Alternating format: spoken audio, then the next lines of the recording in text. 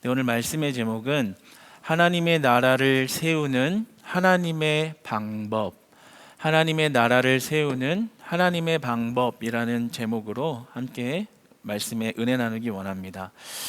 이제 출애굽한 애굽에서 빠져나온 이스라엘은 이 국가적으로 보자면 미조직 국가인 것입니다. 어떤 정치적이거나 행정적인 체계가 잡혀 있지 않은 어떤 미조직 국가라고 할 수 있죠. 그런 이스라엘이 이제 조직 국가가 되어져가는 조직 국가로 변형되는 그런 과정의 모습을 담고 있는 게 오늘 본문 말씀입니다.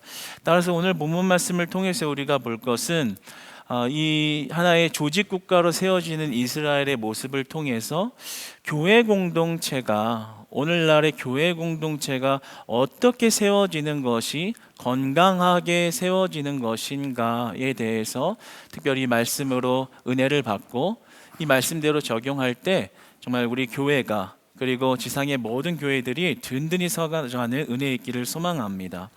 오늘 말씀을 보면서 하나님께서 도대체 하나님 나라의 공동체를 어떻게 세워가시는지, 하나님 나라의 공동체를 세워가는 하나님의 방법이 무엇인지를 우리는 볼 수가 있습니다. 여러분, 우리가 구원을 받았다라는 것은 굉장히 큰 은혜고 그리고 우리의 삶의 가장 중요한 일이죠. 그런데 이 구원을 받았다는 것과 동시에 그만큼 또는 그 이상으로 중요한 것이 있습니다. 그것은 구원을 받은 이후의 삶입니다. 그러니까 우리가 구원을 받았다는 것은 구원받은 것으로 끝난 것이 아니라 그 구원받은 삶으로 연결되는 것이 굉장히 중요한 것이, 이건 정말 중요한 이야기입니다. 성경 전체를 통해서 하나님이 말씀하시고 있는 가장 중요한 핵심적인 내용인 것입니다. 그렇다면 우리가 구원받은 것과 구원 이후의 삶이 어떻게 연결될 수 있을까요?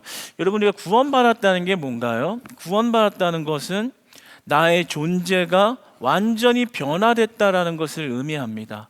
나의 정체성이 완전히 탈바꿈했다라는 것을 이야기합니다. 따라서 추구하는 삶의 가치와 목적이, 추구하는 삶의 방향성이 완전히 달라졌다라는 거예요. 새 사람이 되었다라는 것입니다.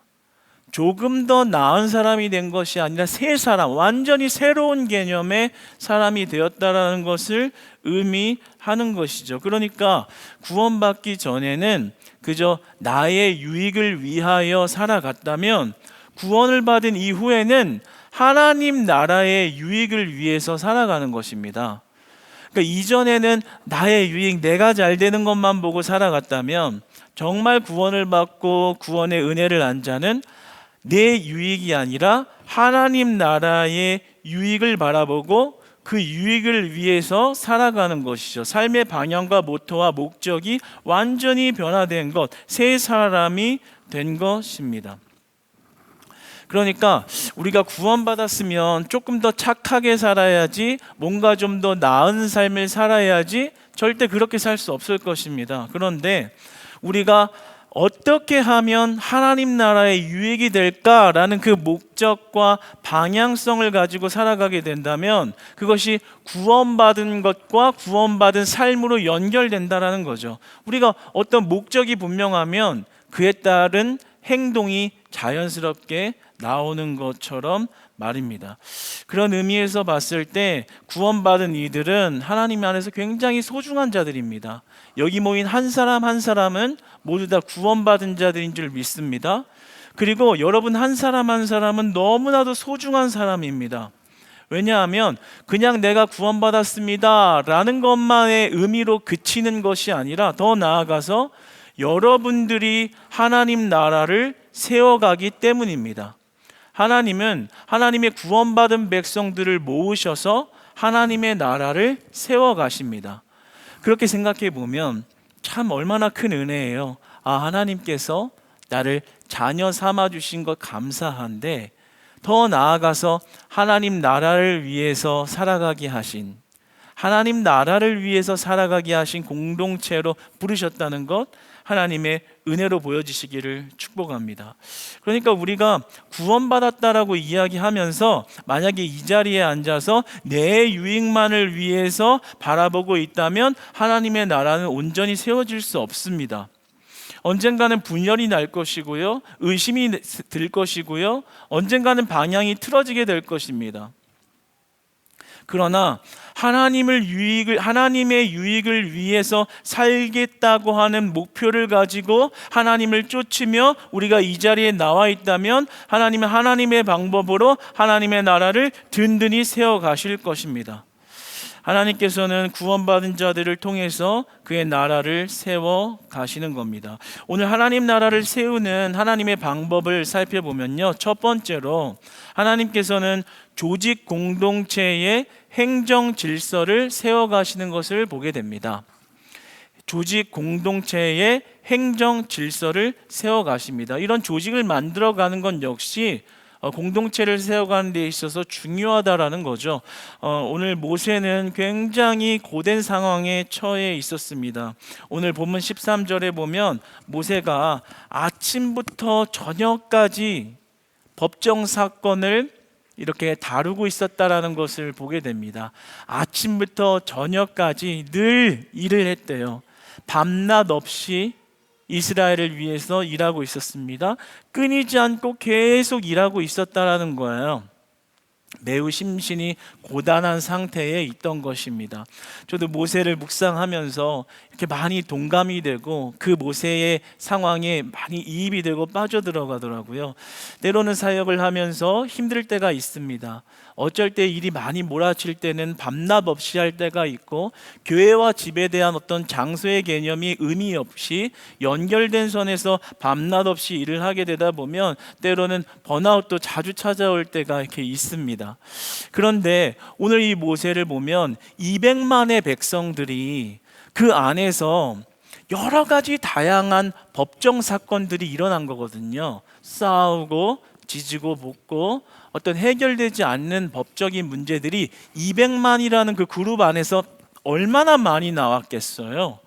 그런데 그것에 대한 문제 해결을 모세 한 사람에게 다 가지고 온 겁니다. 그 모든 문제를 모세 한 사람이 해결해야 됐던 거예요. 그러니까 지금 밤낮 없이 다른 일은 올 스탑되고 그냥 그 일만 계속하고 있던 겁니다. 그 문제를 해결하는 일만 말이죠. 그런데 그 모습을 보고 우리가 지난주에 공부했듯이 이제 장인 이드로가 하나님을 영접했잖아요. 그런 이드로가 보아하니 모세가 분명히 이런 사법적인 책임을 지어야 하는 중요한 자리에 있다는 것도 알고 그것을 중단할 수 없는 일이라는 것도 알았습니다. 그러나 이렇게 계속 가면은 안 된다라는 것도 알고 있었어요. 그래서 오늘 장인 이드로가 행정 질서를 마련하도록 모세에게 권면을 한 겁니다. 이대로 가면 안 된다. 그 자리가 중요한 것도 맞지만 분명히 무언가 해결 방안, 어떤 계략을 세워야 한다라고 말하며 오늘 본문에 보면 그가 마련한 행정 질서는 이런 것이죠. 천부장과 백부장과 50부장과 10부장을 삼아서 그 일을 쉽도록 만든 것입니다. 그러니까 하급 법원을 만든 것이죠. 그래서 리더들을 세워서 그 안에 200만의 백성들 안에 일어나는 여러 가지 법적 송사의 문제를 이제 하급 법원 역할을 하는 이런 리더들이 감당하게 해서 그 안에서 판결도 하고 기각도 하고 다 해결할 수 있도록 장치를 마련한 겁니다. 그리고 나서 그 안에서도 해결이 안 되면 이제 자꾸만 상소를 올릴 거 아니에요? 그러다 보면 상소가 또 올라오다가 최종적으로 해결이 안 되는 큰 이런 결정 사항들만 모세가 해결할 수 있도록 오늘날의 우리의 사회에 비추어 말하자면 대법원의 역할만 모세가 감당하도록 이런 조직 체계를 세운 겁니다.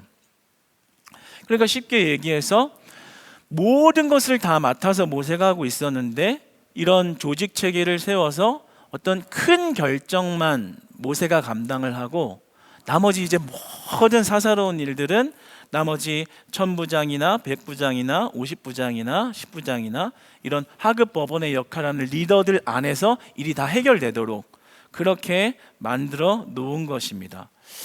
그러니까 하나님 나라를 세워갈 때는 이런 조직적인 체계를 세워가는 것 또한 중요하다라는 것을 우리에게 오늘 본문 말씀은 말씀해주고 있습니다. 그렇다면 우리가 이 말씀을 우리 교회에 직접적으로 적용해 본다면 이렇게 적용할 수 있을 것 같습니다. 우리 교회가 평신도 팀 사역을 어떻게 바라볼 것인가? 오늘 본문 말씀에 비춰보면 우리 교회 안에 50개가 넘는 여러 가지 이런 부서들, 그런 부서들은 이런 천부장, 백부장과 같이 이런 조직을 세워 놓은 것입니다. 굉장히 성경적으로 잘 세워 놓은 것이죠. 그 안에서 담당 사역자들이 있고 또 부장이 있고 그리고 임원들이 있어서 그런 리더십을 통해서 그 조직들을 하나하나 균형 있게 이뤄가고 있습니다. 그래서 결국에는 어떤 담임 목회자 한 사람이 모든 것을 감당하는 것이 아니라 지정해 놓은 여러 팀들이 그 안에서 여러 가지 문제와 해결 사항들을 해결하고 또 거기서 뭔가 커버가 안 되는 것들은 그 위에 기관, 위에 부서에 이렇게 이야기해서 해결해 가는 방식, 이런 것이 굉장히 조직적인 구성 면에서 하나님의 나라를 세워가는 면에서 필요하다라는 거죠. 그래서 우리는 이러한 것을 바라볼 때 하나님 나라 공동체를 세워가는 의미에서 바라볼 필요가 있어요. 그냥 조직 세워서 하는 거지, 그래야 일이 효율적이지만이 아니라요. 이 조직 하나하나가 잘 세워져 가는 것이 꼭 하나님의 나라가 잘 세워지는 것이구나. 나는 작은 역할 하나를 맡았다고 생각하지만 그 일에 충실하는 것이 그 팀을 살리는 일이고, 더 나아가서는 그런 팀들이 모여서 교회 공동체가 반듯하게 균형 있게 하나님의 나라의 일을 능력 있게 할 수 있도록 공동체가 세워지는 것이구나, 하나님의 나라가 세워지는 것이구나. 그러니까 내가 속한 어떤 직분이나 봉사의 자리나 팀 안에, 그룹 안에 있다면 그것은 나와 하나님과의 관계만이 아니라 그것을 더 확장해서 교회 공동체를 세우기 위한 일이 된다라는 것이죠. 그러니까 우리가 그렇게 볼 때는 내가 있는 자리에서 내가 하나님의 나라를 세워가고 있구나, 하나님의 방법 안에 들어와 있구나, 하나님의 계획 안에 포함되어져 있는 것이구나, 내가 하는 이 작은 일로도 하나님의 나라를 세워가는 귀한 일이 되는 것이구나, 이 귀한 일을 위해서 하나님이 나를 부르셨구나. 그렇게 바라볼 때 여러분의 모든 자리는 은혜의 자리가 될 것입니다. 그러므로 오늘 말씀을 통해서 저는 여러분이 단순히 처해진 어떤 실무적인 조직, 그리고 나와 하나님과의 그냥 관계만 볼 것이 아니라 그것을 눈을 확장하고 확 열어서 하나님의 나라와 하나님이 공동체를 세워가고자 하는, 하나님이 공동체를 이끄시는 하나님의 계획이 보여지시기를 주님 안에서 축복합니다. 그러므로 여러분들이 속한 그 그룹 안에서 그 조직이 흔들림 없이 견고하게 만들어지는 것이 중요한 거예요. 그 안에 사랑이 넘치도록, 은혜가 넘치도록, 감사가 넘치도록, 기쁨이 넘치도록, 서로 믿음으로 단결하도록, 서로 부족한 것이 있으면 채워지도록 그렇게 단단하게 조직을 만들어 가는 것이 하나님의 나라를 세우는 것이고, 더 안에서는 교회 공동체를 굳건하게 세우는 일이 되는 것입니다. 사랑하는 여러분, 그런 의미에서 항상 여러분이 속한 자리에서 그 하나님 나라를 보시기를 축복합니다. 그래서 더욱이 원하는 것은 하나님의 나라를 이제 이렇게 보았다면 무엇이 하나님 나라의 유익이 될까라는 질문을 던지시기 바랍니다.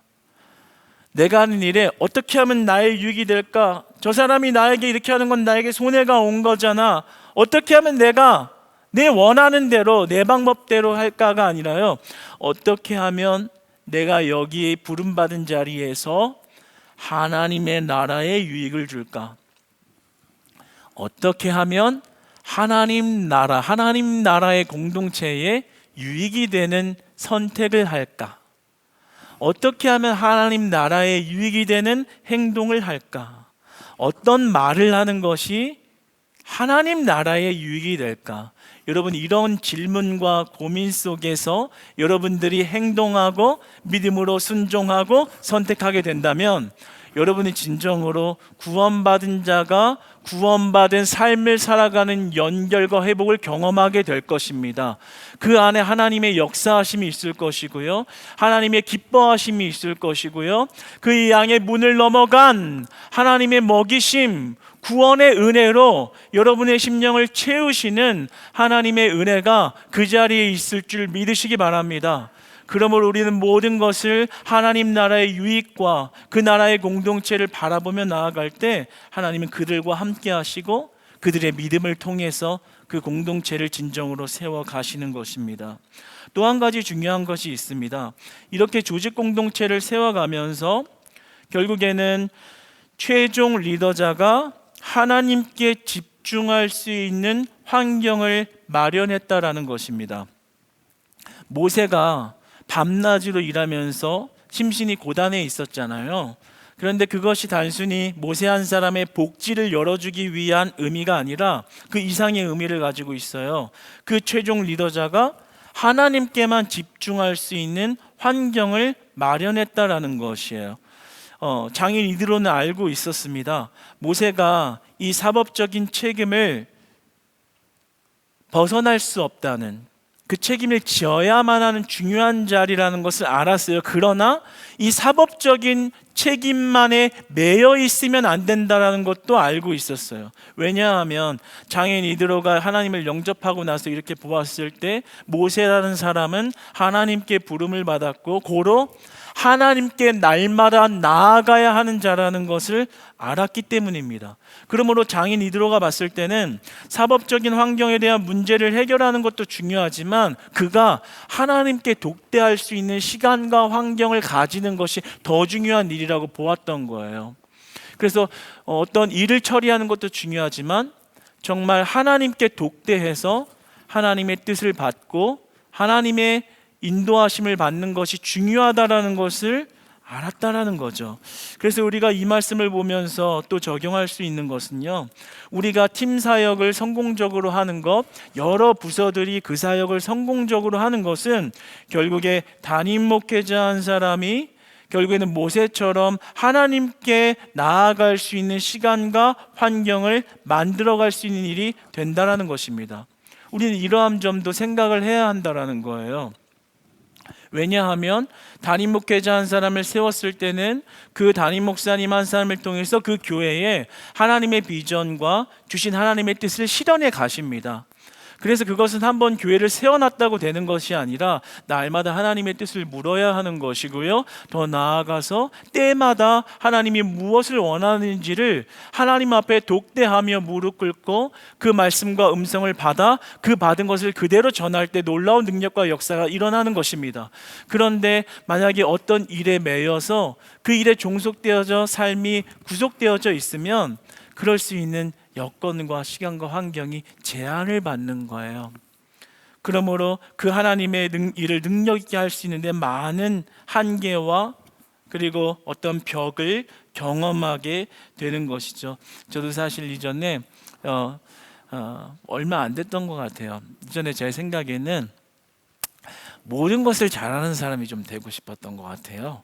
그래서 주어진 일이나 아니면 무슨 일을 벌려서라도 이것도 잘할 수 있고 저것도 잘할 수 있고 그냥 보이는 거는 다 잘해서 만능인 사람, 만능인 사역자가 되고 싶은 마음이 제 안에 있었나 봐요. 그래서 아무리 어렵고 연결점도 없고 해본 게 아니어도 그냥 닥친 대로 그냥 다 잘하는 사람, 그런 마음이 있었던 것 같아요. 그런데 그렇게 사역하면서 경험하는 게 무엇이었냐면요, 다 잘할 수는 없다라는 거예요. 그런데 한 가지 거기서 뼈아픈 교훈을 안 것은요, 결국에는 목회자는 하나님의 말씀에 부르심을 받았고 그 말씀을 온전히 받아 그것을 영혼들에게 전달하는 데 핵심 가치와 핵심 부르심에 대한 그 명령의 우선순위가 있는 거예요.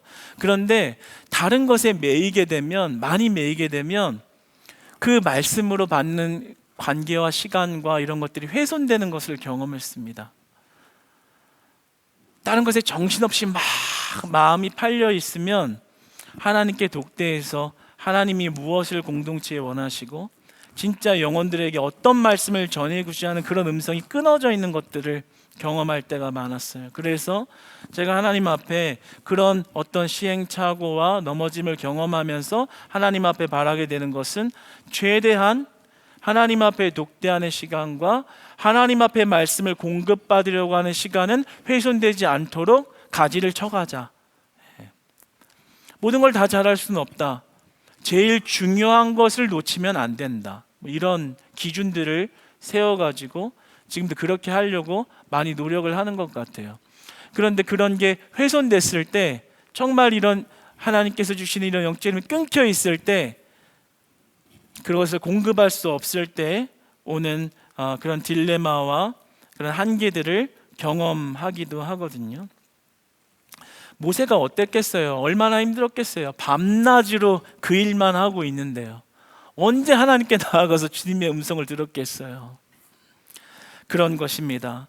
그래서 우리가 하나님 나라의 공동체가 세워져 간다는 이런 큰 그림을 우리가 바라볼 때는 우리가 한 조직이 건강하게 세워져 감으로써 한 담임 목회자가, 담임 목사님이 하나님의 말씀의 공급을 받을 수 있는 기도의 시간과 말씀 연구의 시간과 말씀을 받는 독대의 시간을 확보하는 것이 결국에는 우리 주의 공동체를 건강하게 세우는 방도와 방편이 된다라는 것입니다.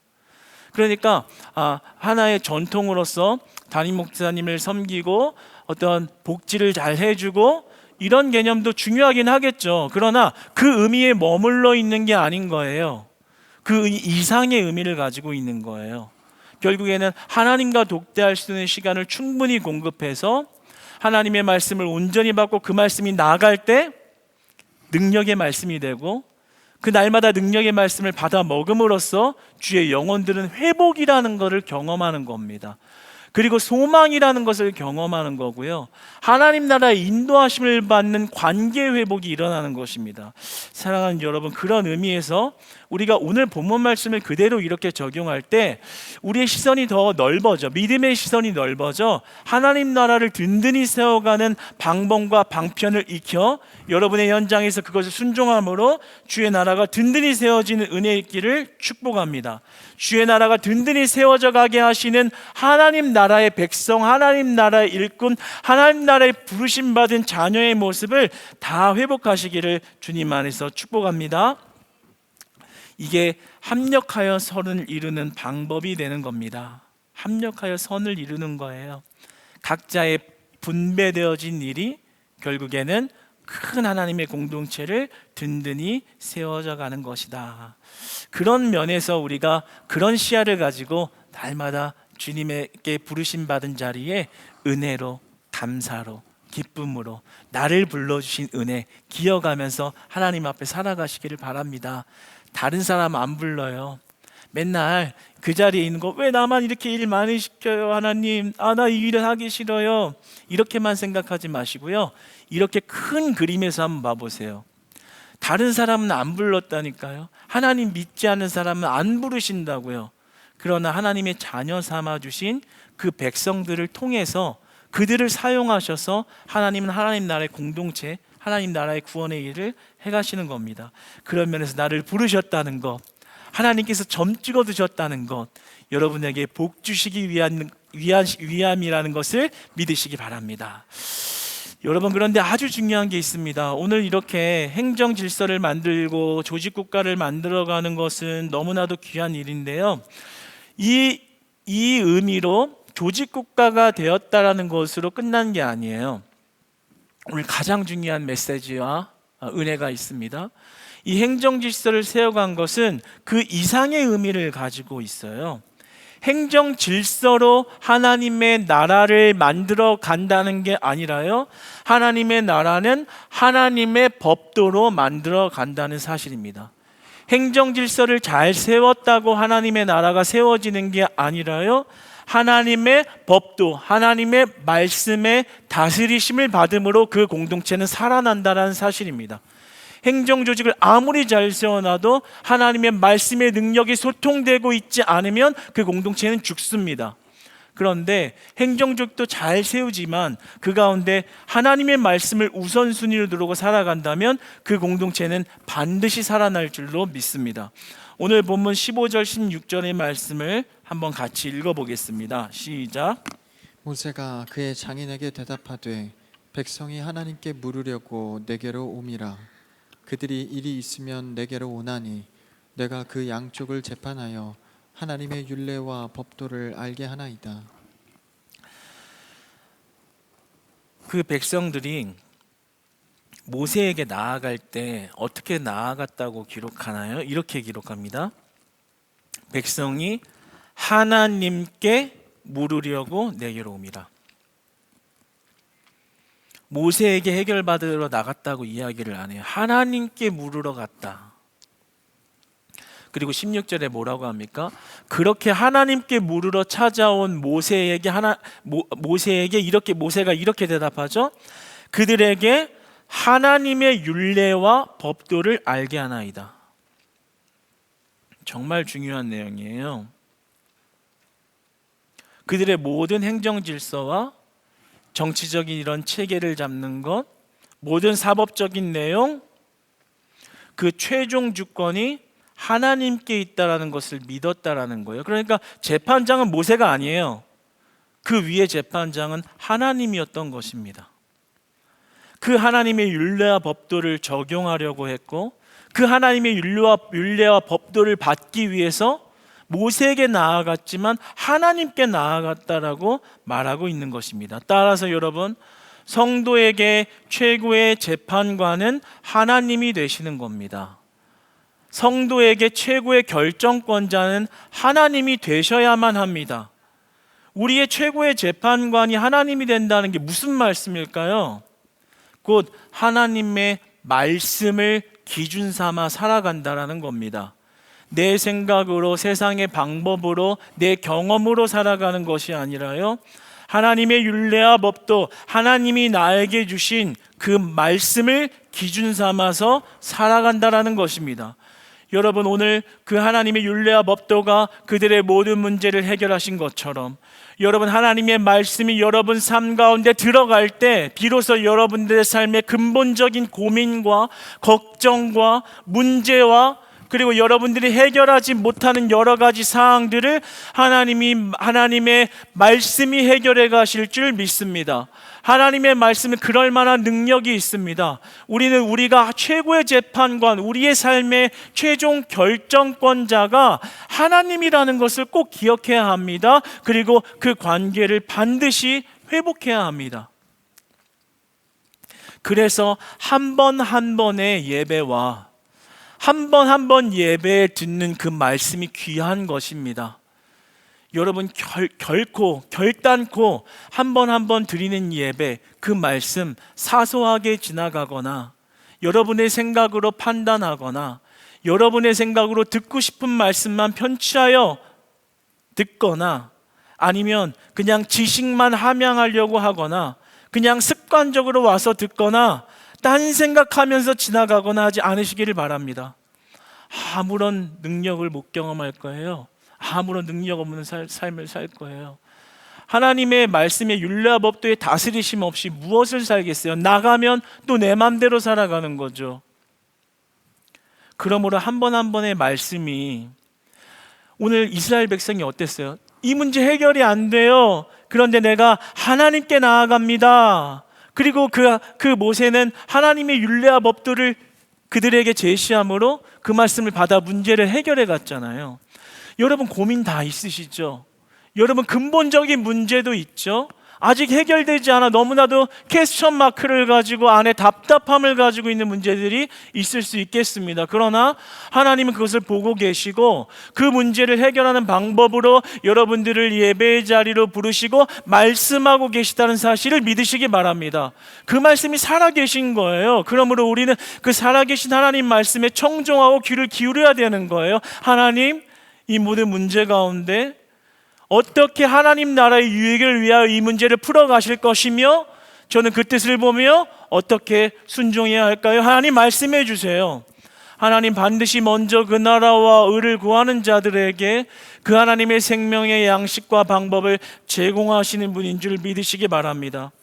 그래서 그 한 번 한 번의 설교가, 한 번 한 번의 말씀이 지금 나의 최고의 재판관 되시는 하나님께서 나를 향하여 주시는 하나님의 생명의 말씀이라는 것을 신뢰해야 합니다.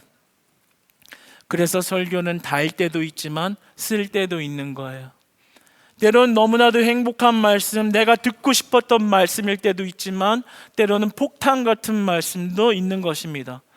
그러나 그 하나님의 말씀에 다스림을 받는다면 우리의 삶의 연약함과 그 죄와 갈등을 하나님이 해결해 가신다라는 거죠. 그래서 하나님의 음성을 듣고 그 결정과 집행을 하던 모세를 바라보고 그것을 따를 때 하나님의 나라가 세워졌던 것처럼 우리는 하나님의 말씀을 진실로 한 번 한 번 귀하게 여기고 그 말씀을 나의 삶을 완전히 뒤집어 놓을, 우리의 공동체를 뒤집어 놓을 말씀으로 믿고 그 말씀을 따라가야 할 줄로 믿습니다. 여러분, 우리가 세상 생활을 10년을 해도 20년을 해도 변하지 않는 이유가 뭔지 아세요? 만약에 내 신앙생활이 10년이 지났고요, 20년이 지났는데 10년 전이나 20년 전이나 그냥 그대로인 것 같다라고 생각한다면 왜 그런 줄 아세요? 하나님의 말씀을 받고요, 그대로 진짜 행동으로 옮기고 경험해보는 그런 경험의 지식과 간증과 데이터가 없기 때문입니다. 이야기해보면 알 수 있어요.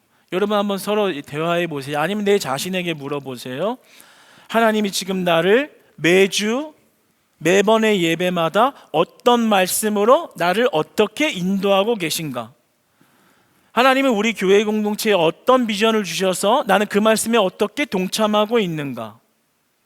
이론적으로 그냥 말하고 있는 것 말고요, 내가 정말 하나님의 그 말씀에 삶에서 어떻게 순종하고 있는가, 이거 대답 못하면요, 그냥 이론으로만 알고 있다는 거거든요. 능력이 없는 거예요. 10년 가도 똑같고요, 20년 가도 똑같습니다.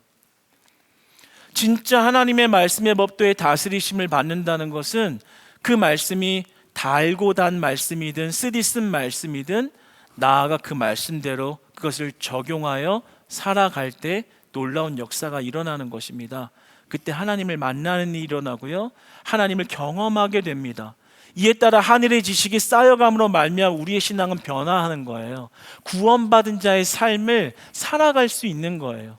하나님이 주시는 공급으로, 하나님이 경험하게 하신 것으로, 하나님이 깎아내신 것으로, 하나님이 다듬어 주신 것으로, 하나님이 때론 채워가시는 것으로 우리는 하나님을 닮아가는 거룩한 형상의 존재로 빚어져 가는 것입니다.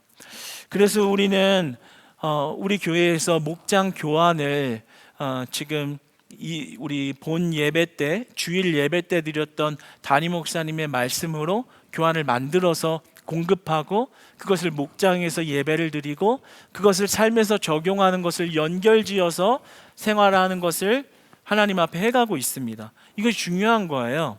그냥 단순히 프로그램이 아니고요, 단순히 목장을 운영하는 하나의 방법이나 도구로서 사용되어진 것이 아니고요, 이 하나님의 말씀의 율례와 법도를 삶에서 적용하기 위해서, 살아내기 위해서 이런 방법을 선택한 것입니다.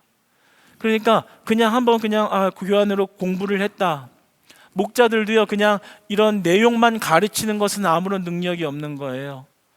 그냥 한번 모임을 한 것에는 아무런 의미가 없어요. 그런데 그 말씀이 뭐라고 나에게 말씀하셨고 그 말씀을 가지고 살아낸 경험이 있다면 그것에 능력이 있는 것입니다.